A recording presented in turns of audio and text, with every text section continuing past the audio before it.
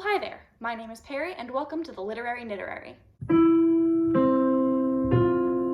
Okay friends, I know that I am probably a couple of months late to this trend, but today I thought I would go through and review the 10 highest rated books on my Goodreads. And the reason that I think this might still be of interest to you, even though the trend is pretty much over, is that when I started tracking my reading on January 1st, 2016, halfway through my freshman year of college, I didn't go back through and add every book I could remember that I had ever read to my Goodreads read shelf. So my Goodreads read shelf, with a few exceptions, basically represents the books that I've read between January 1st, 2016 and today. And so I think that means that this might turn out sort of different from other videos of this type that I've seen, where I noticed that a lot of the books that come up are the middle and later books in extremely popular series like The Hunger Games or Divergent or a very popular Boy Wizard series, whereas I am not going to be talking about any of those books today. And in fact, many of the books that I'm going to be talking about are rated so highly not because they've been rated by scores and scores of loyal fans, but because they have very few ratings at all. So some of these books have ended up on this list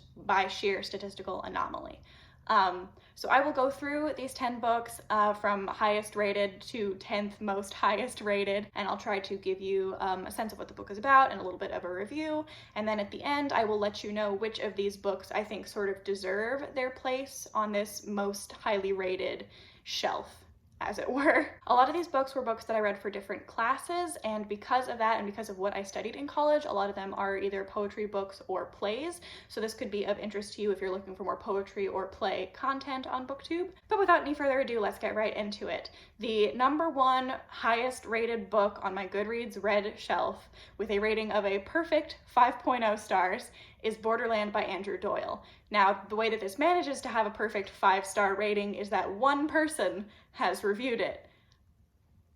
So, definitely take that with a grain of salt. This was a play that I read for my senior seminar in my theater major, which was themed around Irish theater and performance, because the person who was teaching it, that was their research specialty. So, this is a play set in Northern Ireland about two brothers who have been making a living by basically doing errands and making deliveries for the IRA. But as peace increasingly settles over the land, they are getting fewer and fewer jobs and having a harder and harder time making ends meet.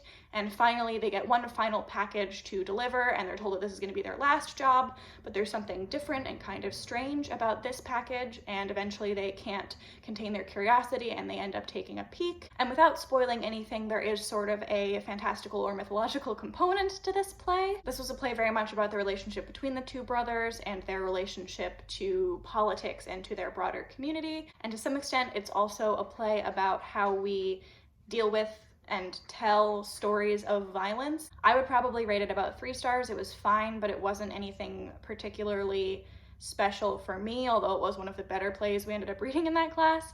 But props, shout out to Playwright 42, the single solitary person to rate this on Goodreads, who really liked it, so maybe you will like it too. Second on the list, we have The Moon is Almost Full by Chana Bloch. This is a collection of poetry that I sort of picked up at random at the library one day in Pittsburgh, and it turns out it was actually published by a local Pittsburgh poetry press, which was pretty cool.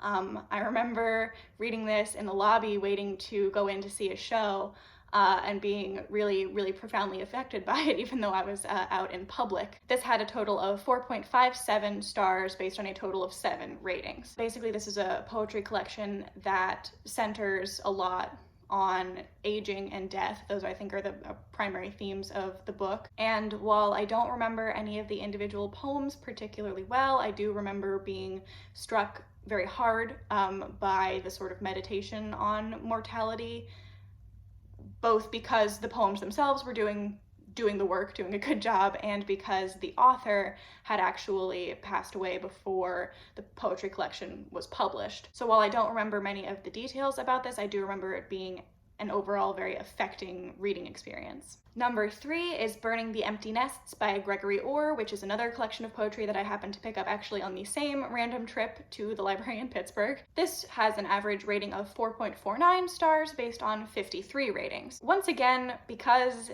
poetry collections often don't have a plot to remember. I don't remember many details about the individual poems, but I do remember that as soon as I read this book, I was amazed. I was astounded by Gregory Orr's control of language, and instantly, as soon as I finished the book, I was like, this is one of my favorite poets.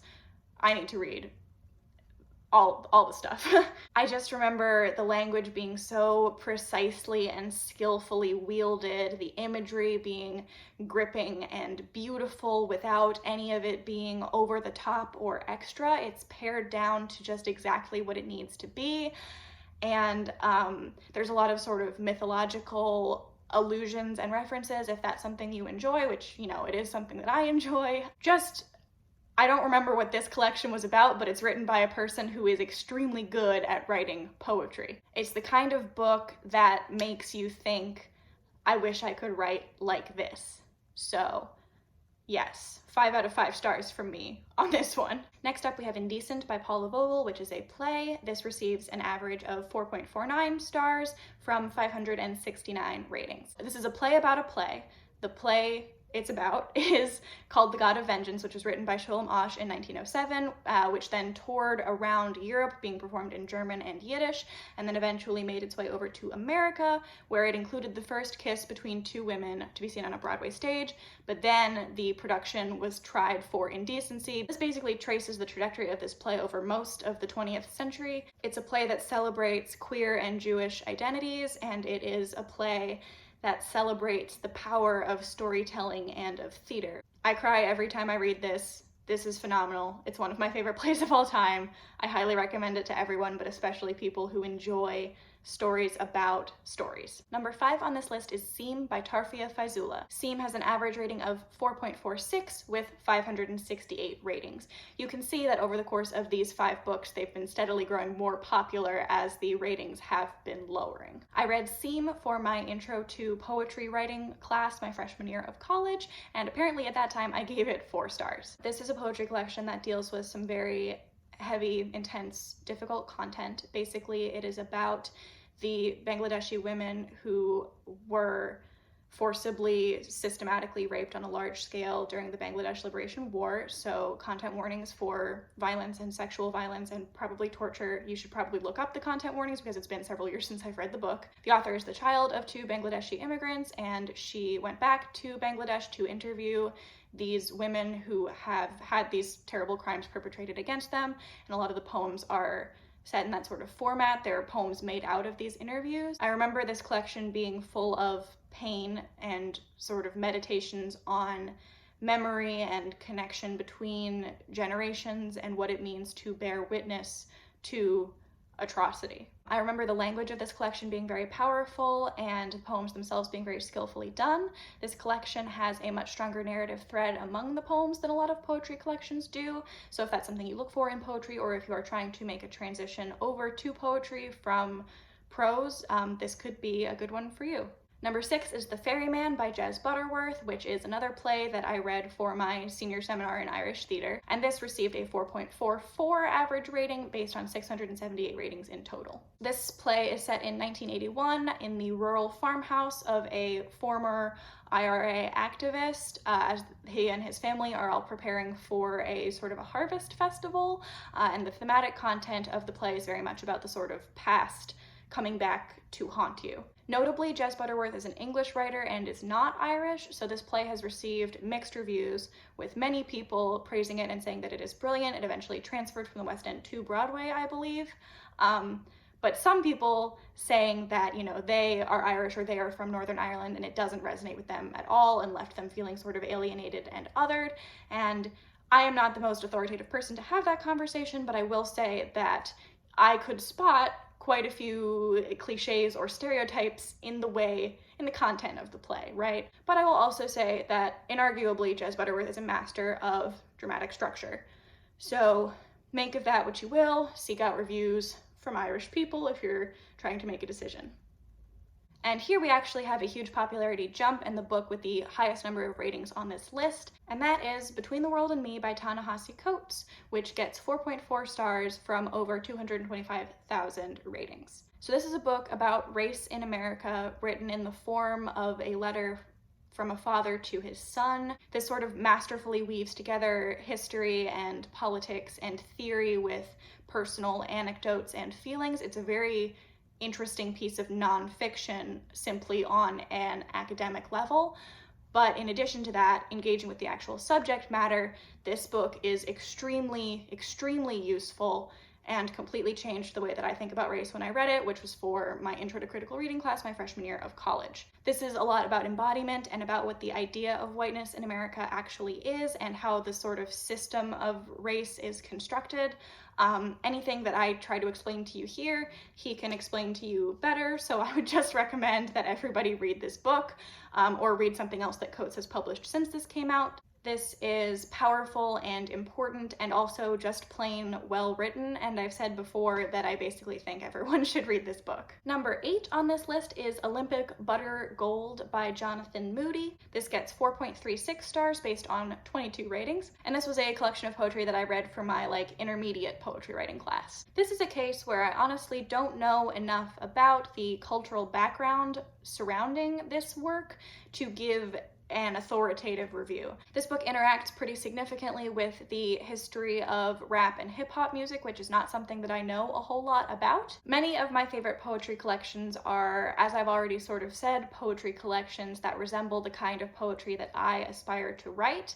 This was not one of those, but that is okay because it is good and necessary to read books of poetry that are nothing like what you aspire to write. This book was not within my comfort zone, and that is good. Again, I don't necessarily feel that I have my footing well enough in the cultural tradition from which this book stems in order to tell you very much more than the fact that while it doesn't necessarily line up with who I am as a reader, I do recall several very striking images from the book that have stayed with me for, I guess, the past 2 years that it's been since I've read it, and that I'm glad that I did read it. Next up on this list is Atomic Habits, An Easy and Proven Way to Build Good Habits and Break Bad Ones by James Clear. This is a nonfiction self-help title about habit formation and how to get yourself to do the things you should be doing. And this gets 4.35 stars based on 115,000 ratings. I read this earlier this year. I reviewed it in one of my wrap-ups. This I thought was fine. Basically, you can get almost everything that's in here from various productivity blogs and YouTube channels across the internet, and because I had sort of visited those places first to hear about this book, I didn't really get anything new from the experience of reading the entire book. But if you're more of a newcomer to those sorts of topics, this could be more useful for you. And finally, we have In Other Lands by Sarah Reese Brennan, which gets 4.34 stars based on just over 7,000 ratings. This is a really adorable YA portal fantasy that lovingly and cheerfully deconstructs many of the tropes of portal fantasy in general, magic school books, and the young adult age category as a whole. This stars a grumpy bi-disaster main character named Elliot, who discovers that he has the ability to see a world beyond the mundane one in which we all live, so he goes to this magical school, but he doesn't want to be a warrior. He would rather study the books and bring peace to all of the kingdoms, all of the magical creatures that inhabit this world. This, I think, is frankly just delightful. It plays with a lot of tropes and genre conventions, but in a way that is loving rather than mean-spirited. And my favorite part maybe is that there is a love triangle in this book, as in any good YA fantasy, but it's not the one that you expect. So as you can see, of those books, there are a few that were extremely popular, but many more that have sort of flown much more under the radar, as plays and poetry are sort of want to do on Goodreads. And with reference to how much I agree with these 10 books being the highest rated books that I have read so far, there are a few that I thought were just mediocre. There are some that I think are a little bit complicated or possibly problematic. There are some that I don't think that I am in an authoritative position enough to review. And there are some that are my all-time favorites. I would wholeheartedly recommend to you Burning the Empty Nests, Indecent, Between the World and Me, and In Other Lands. I think those are all really, really great books. I hope you found this video interesting, even though I am definitely a little bit belated in terms of hopping on this trend. If you have read any of these books, please let me know in the comments down below, or let me know what one of your sort of under the radar faves is. I will hopefully be bringing you the sort of counterpart to this video, the lowest rated books that I have read, sometime quite soon. In the description down below, I will have put a link for my US friend friends to check your voter registration. Our deadlines are rapidly approaching for the election in November, so you want to check to make sure you're registered to vote and register if you aren't. And because studies show that you are much more likely to actually vote if you discussed your plans beforehand with a friend. If you do not have such a friend in your real life, you may consider me one such friend and tell me what your plan is to vote in the upcoming election. Again, US friends, but if you are somewhere else in the world and want to tell me about your civic participation, I would love to hear it. If you enjoyed this video, I do hope you will consider subscribing, and I will see you again soon. But in the meantime, I hope that everybody is staying happy, healthy, and safe, and I hope that somewhere out there is a great book waiting just for you. Bye!